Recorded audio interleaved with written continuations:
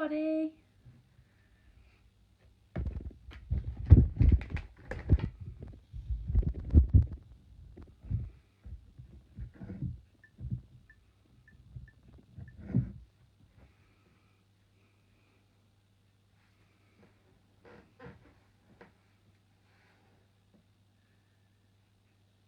Hello, happy Wednesday everybody.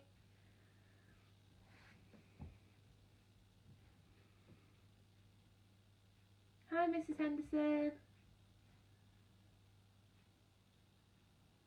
Hi Jack. I've just sent you an email, Jack, actually.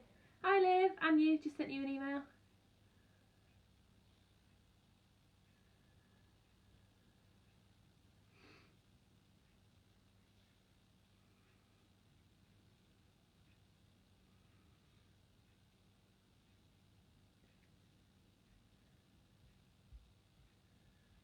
Oh Jack, you've got rich teas.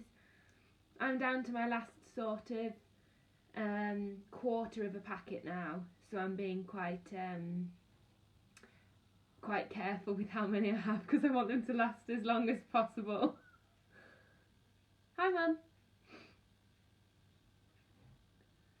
Hi Isabel.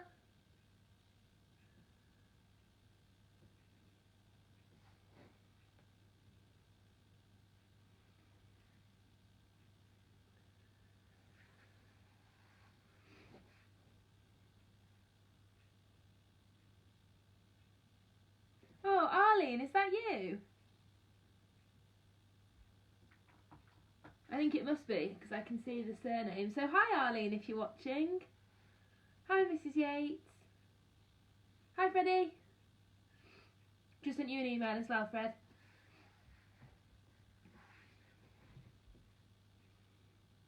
Hi Lizzie.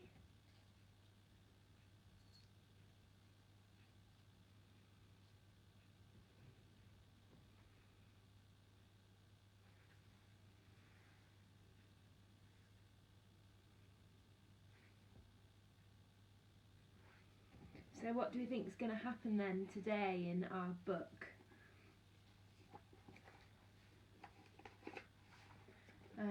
Hopefully you're all up to date.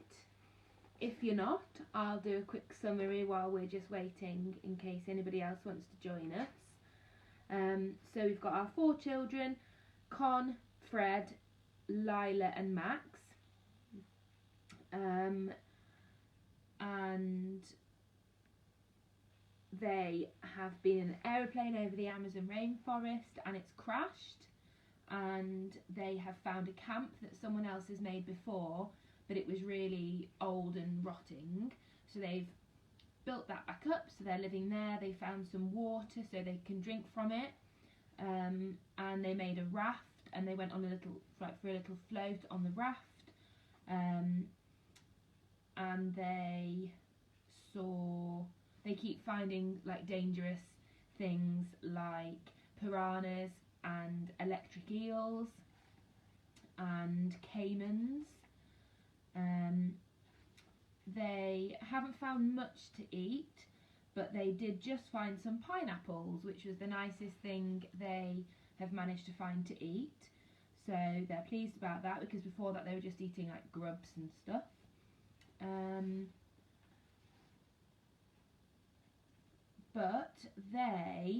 So they know that someone had been there before because the camp had been made, like man-made. And then when they were on the raft, they found the little sardine tin to show that someone, and the sardines were from England. So they know that somebody from Britain has been there before. They just don't know when or if they're still there. Fred's hoping it's one of the explorers that he's read about. And then when they got back on the raft, do you remember there was a rope that had been made out of vines and things that they don't think was there when they left, and they think somebody put it on as a mooring place for them. So now Fred especially is a little bit wary, because he thinks that maybe there's somebody nearby, another human, who might be watching them or living there or something like that, and he keeps thinking when he's walking that there's someone following him and stuff like that. So they've just hacked into the pineapples, and saved some for breakfast. So, should we see what's going to happen next? This is the chapter, with the sloth and the pineapples at the bottom, and it's called Abacaxi, this chapter. Not sure what that means. Maybe we'll find out, hopefully. Okay, let's start. The next morning, Fred startled awake with a handful of grass and moss in each hand. The nightmares were getting worse. He blinked, looking around. He wasn't in the den, but lying in the clearing near the pool. He had dreamt he heard his father weeping, which was ridiculous. His father had never cried in his life. He had dreamt he was running home. Deep asleep, he must have heaved his body across the clearing. There were patches torn out of the grass around him. I think I'd probably have nightmares as well if I'd been in a plane crash like they had. He brushed the mud from his face and crawled over to the den. Lila and Con lay asleep, their hair tangled together. But the pineapple wasn't there, nor was Max. It took a moment for Fred to be sure he wasn't still asleep. Then he jumped to his feet, whispering, "Please, no, no, no, no." But there were no bones, no blood. Surely a jaguar would have left bones. Fred shook Lila awake. "Max is missing." "What do you want?" she muttered.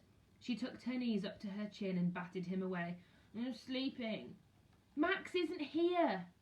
"What?" Lila sat bolt upright. Her eyes had still had sleep in the corners, and they were wild. "Max!" she called. She jumped to her feet, scrambling out of the den, tearing her skin on the thorns. "Max!" She stared around the clearing. Her voice rose to a roar. "Maxie! Where are you?" Albie's just run into the room like, what is going on? Con came barrelling out of the den. "What's happening? Are you all right?" She took one look at Lila's stricken face. "Max!" she called. "Stupid idiot boy! What if something's eaten?" "Don't," said Lila, rounding on her. "Don't you dare." And then louder, her voice scraping at the air. "Max! Max!" "He might be by the river," said Fred. "We'll split up," said Lila. "If I go down to the river, will you go back towards the plain?" She stumbled forward, dizzy with panic. "Max!" One of the trees giggled. Max stepped out from behind a cedar at the edge of the clearing. "Boo!" he said. He waggled his arms and legs and tongue at them. "I've been awake for hours. I'm bored." "Max!" Lila's eyes were brick hard and ferocious. "You vile little brat! If you ever do that again, I'll tell Papa when we get home and he'll beat you with his shoe." Max's face fell. "He wouldn't. He never hits me." "He would if I told him what you did." She looked closer at him, her eyes narrowing. "Where did you go?" "Secret." "And did you eat the pineapple?" "Secret," said Max. He wiped guiltily at his cheek. "Max!" Lila balled her fists. "Max, if you ate all our food, I don't care what Mama would say. I'll smack you so hard." Max pressed his lips together and shook his head. "Pick me up, Lila," he said. "Tell us, Max, where did you go?" "Up." His eyes filled with tears. "I'll tell you if you pick me up." He began to shudder with huge, body-shaking sobs. Lila gave a hiss of fury. She picked him up. The sobs ceased immediately. "You can't get your own way just by crying," said Con, her face tight. He smiled up at her. His face was clear of tears. "Yes, I can," he said. "Now tell me." Lila took hold of Max's chin. "Where did you go? Where's the pineapple? Did you steal it? Did you eat it all?" "No, I wanted to share some with the animal." "Which animal?" "The monkey thing." "Where?" "By the lavatories," said Max. He was pouting. "I didn't do anything wrong. He was hungry. I was being kind." Lila dropped Max on the ground. He gave a wail, but saw her face and stopped. "Show me," said Lila, "or I won't believe you." An unexpected excitement gripped Fred. Lila began to run, the other three following. down the path they had hacked towards the cluster of trees surrounding the trunk of the boys' lavatory. Max was tugged along by the hand, his legs pounding double time to keep up. "Slow down!" he wailed. They passed the lavatory and moved out of the sunlight into the thick growing trees. Suddenly Max stopped. "It's there!" He pointed up at a low-hanging branch. "See? I wasn't lying." What do you think it's going to be if it's in a branch above their heads? I think I know what it's going to be. Above their heads rose a great flowering white tree. From one of the branches hung a small animal, unlike anything Fred had ever seen before. It was looking up with huge eyes at a vulture in the branches above its head. On the ground below it, there were 3 chunks of pineapple, untouched.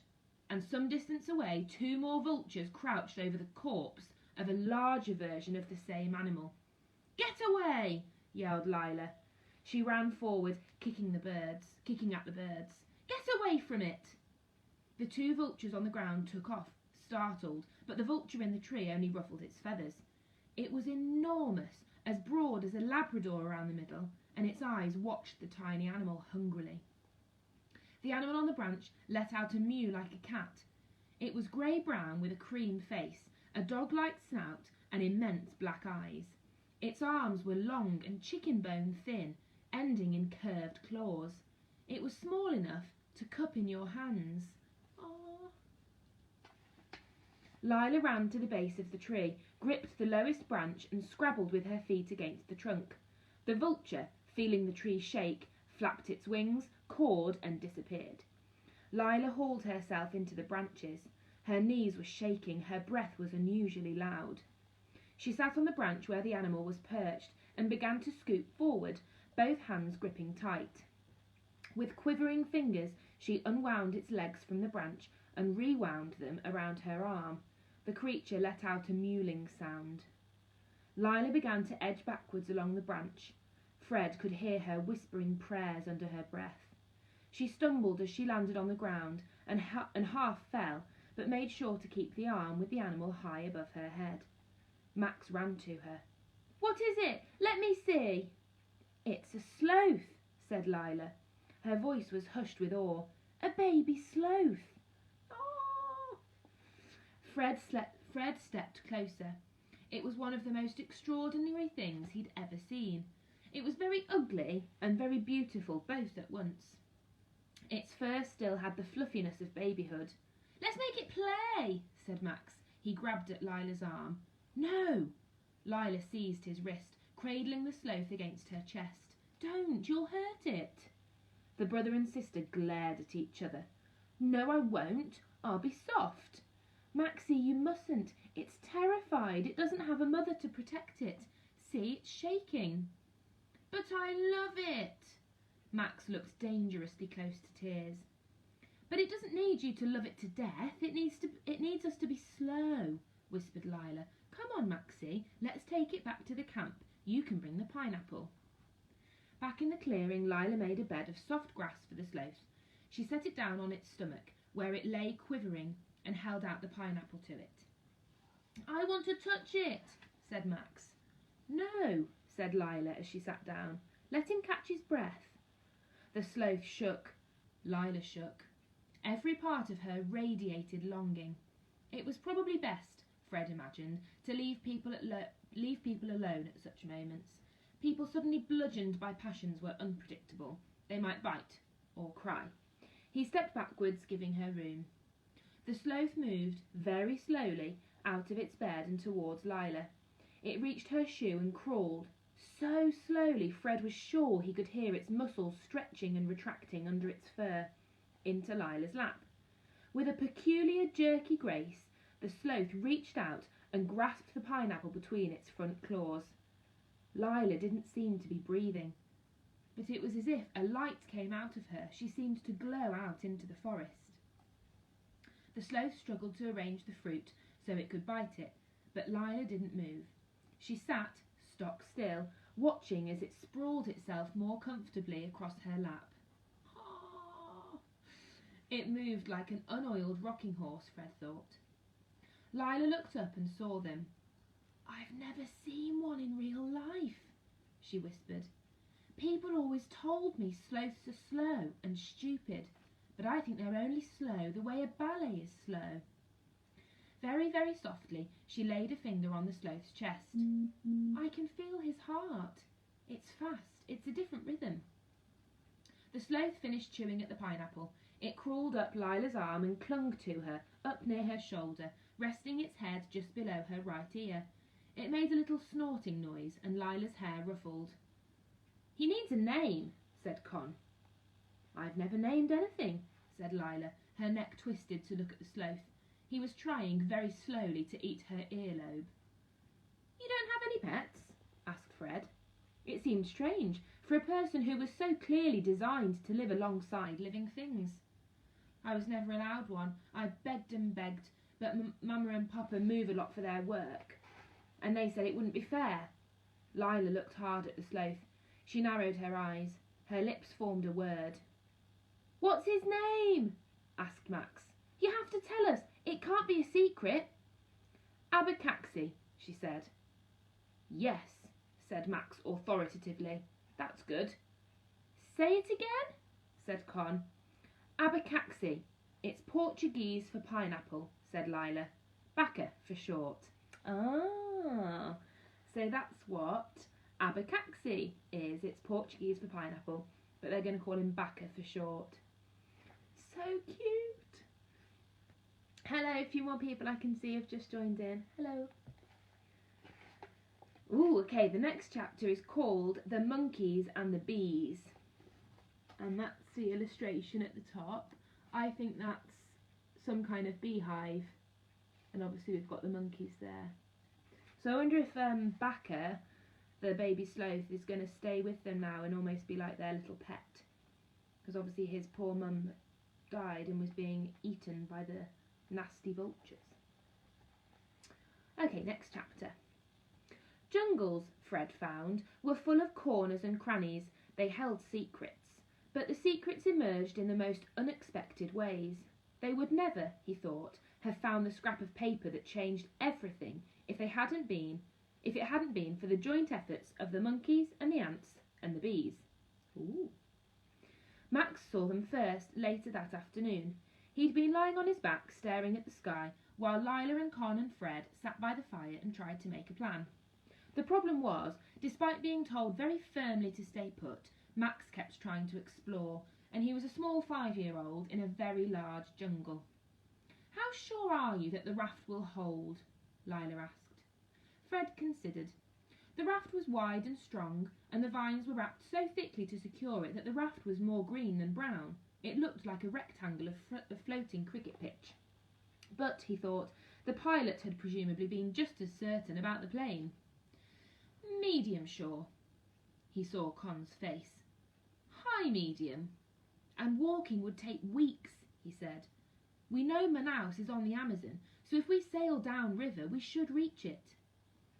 Max approached and sat on Lila's feet, tugging at her sock. Lila! He dug a chunk of snot from his nose and wiped it on the grass. Except we don't know if Manaus is upriver or downriver from here, said Con, so we have a 50% chance of death. Lila, said Max, listen to me.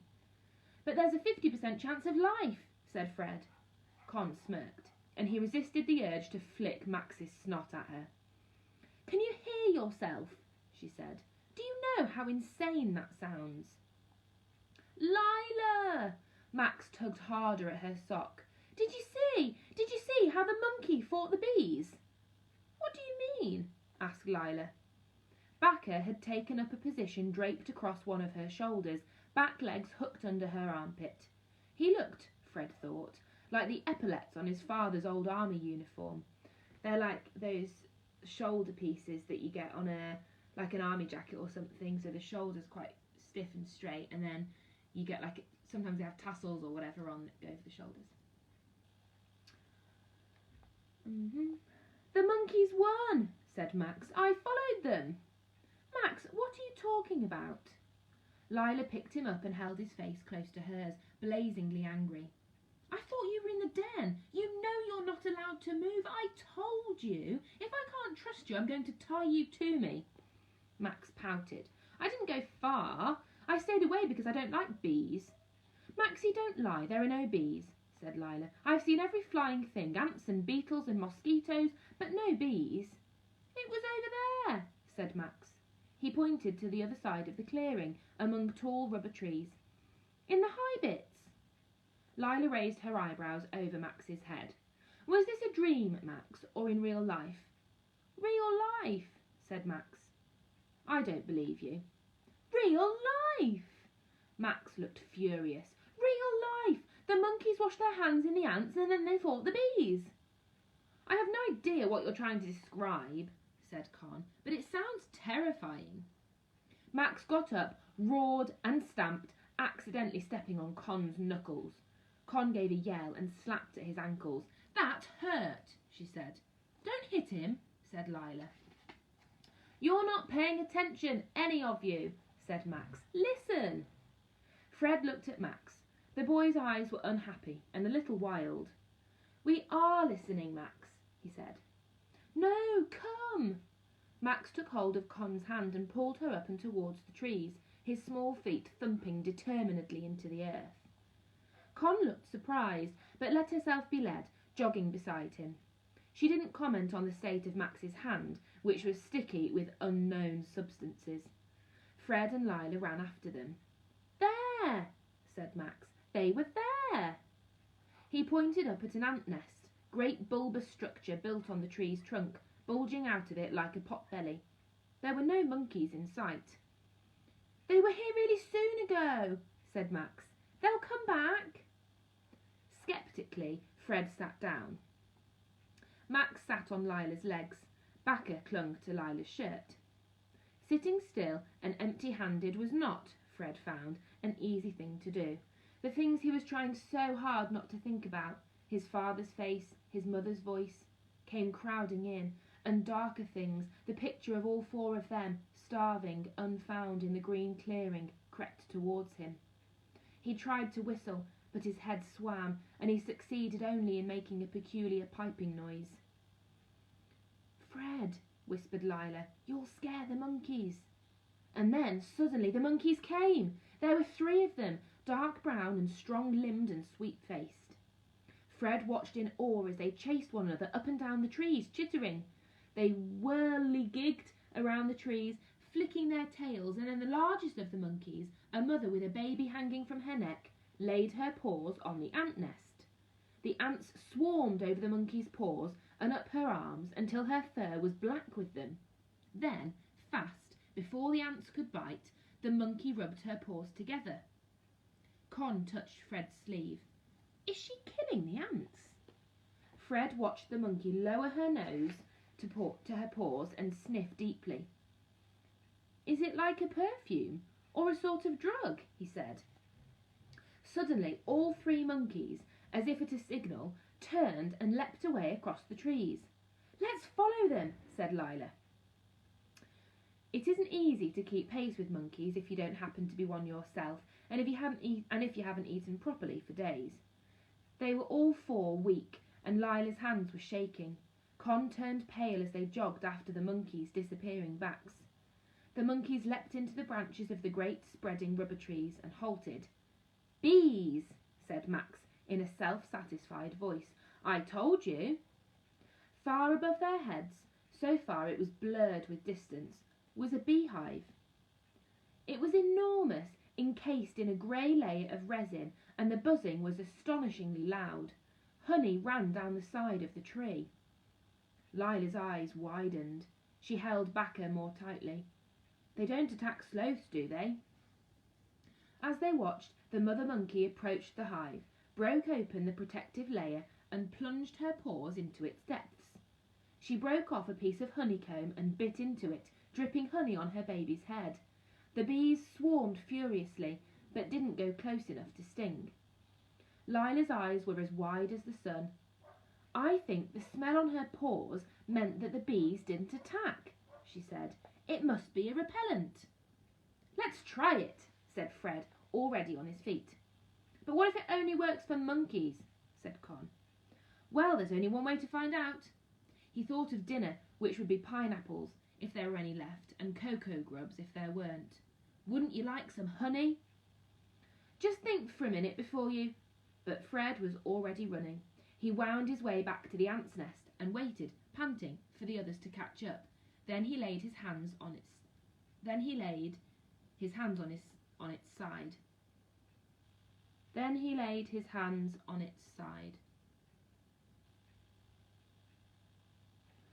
The ants swarmed onto his fingers and knuckles and wrists. It was like wearing a pair of black gloves. Oh, that makes me feel really itchy. I hope that didn't cut out then. They tickle, he said. The ants were so small it was like being covered in full stops. Now rub your hands, ordered Max. Quickly, like the monkeys. A few of the ants swarmed up Fred's arms all the way to his chin, but they didn't seem disposed to bite. He rubbed his hands together, feeling a little guilty, and then sniffed. The smell was so strong that he gagged. No way! So they've got the ants to go all over their hands, and then they've rubbed their hands together so all the ants have been squished. So their hands are like just covered in squished, millions of squished ants. And it smells really bad, and that's going to stop the bees from stinging them. You know when they put stuff on cuts at school, he said. It's like that. Disinfectant, said Lila.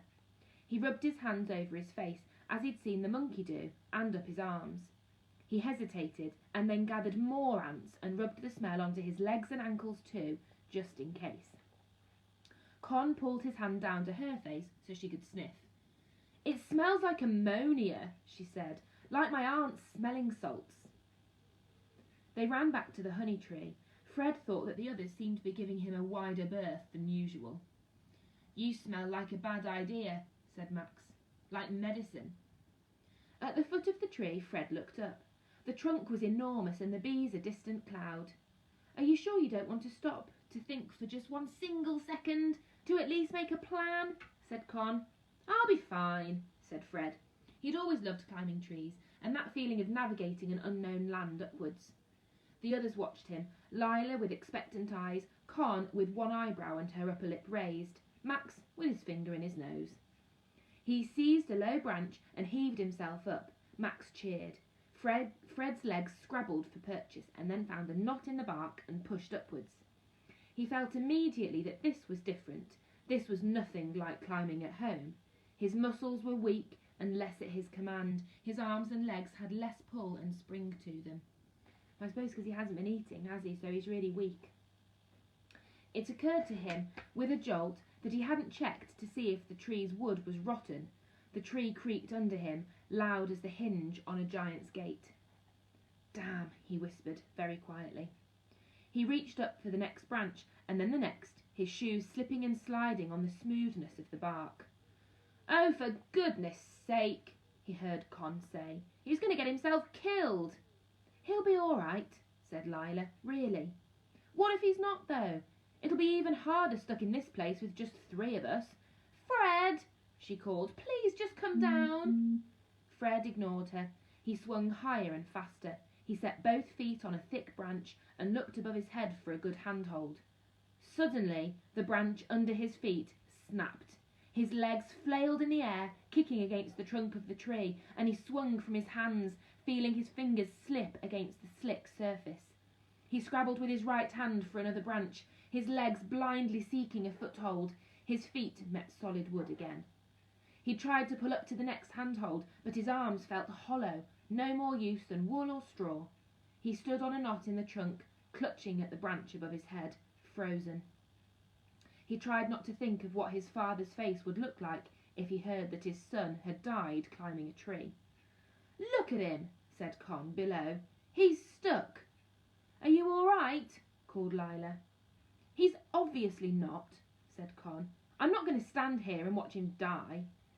She stomped to the base of the tree, her shoulders hunched around her ears, and began to haul herself up, her jaw locked like a boxer's. She moved stiffly, but steadily, despite the shaking in her hands and knees. Fred watched as she came to rest a few branches below him, staring up, hugging the trunk to her chest. Her ankles were wobbling with fear. What are you doing? He asked through gritted teeth. Telling you to come down. No, said Fred, I'm going up. Then I'm coming too. Why? You look stuck. I'm not. But he knew it wasn't true. He had no feeling in his arms. He looked down at Con. Her face was bloodless, so white it was almost blue, but full of determination. He tried to arrange his expression into easy curiosity. Even if I were, how would you be able to help? I'll go ahead, she said, and test the branches. If you have another scare like that, I bet you'd just fall and die. I wasn't scared, said Fred. The words were out of his mouth before he could stop them. Yes, you were, said Con, facing up the tree, and so am I, so there. She moved ahead. She went far more slowly than he would have, and her face was set with an expression that looked like fury, but she climbed steadily, testing each branch with her feet and wiping her hands on her skirt at every move. Fred unpeeled one hand from the branch. He pushed back at the angry opera of fear. He followed Con. And I think we will leave it there for today. There's loads left of this chapter, so we'll pick up with this chapter on Friday, same time, 5:30, and until then we can be wondering what's going to happen. Are they going to get to the bee's nest? Is the squished, smelly ant stuff all over them going to stop the bees stinging them so they can get some honey? Because that would be really good for them, because they're so hungry and so weak, and honey's so sugary, so who knows what's going to happen. Find out on Friday. Thank you for watching, everybody that's watching, and take care the rest of this week, and I will see you on Friday at 5:30. Bye.